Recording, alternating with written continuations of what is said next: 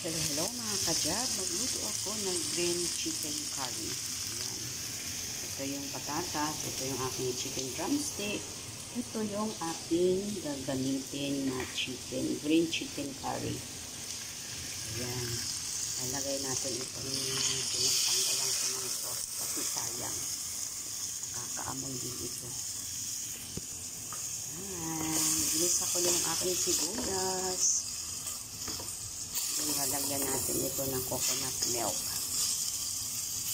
Konting sabaw bago yung ating manok ilalagay. Paamuyin lang natin ito. Ayan. Mamaya po, konti. Ayan na, nilagay ko na yung aking konting coconut milk. Tapos dadagdagan natin ng konting water mamaya. Lagay muna natin yung ating drumstick para magkakulay ang ating drumstick. Magkaroon ng kulay green. Yan, halo lang.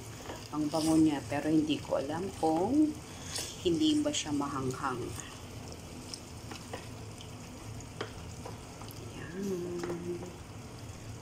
Kailangan i-ano lang natin para ma-cover lang siya ng kulay green na sauce. Yan. Okay na siya. Yan. Konting simmer and then lalagyan natin ng tubig. And then kukuluan lang natin siya hanggang sa medyo lumambot bago yung ating patatas. Yan na. Lalagay na natin yung ano. Oh, ang ganda ng kulay. Ayan. Ayan, lulutuin ko muna to. Ayan na mga kadyab. Halfway done na. Ayan. Kadyab. Yan, done na po ito. Lagyan ko na siya ng inubos ko yung aking coconut milk. Yan, hindi ko siya pa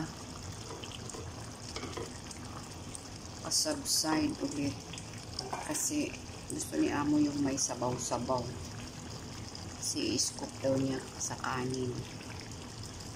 Yan, kainan na. Ayan na, ayos na. Kain na tayo.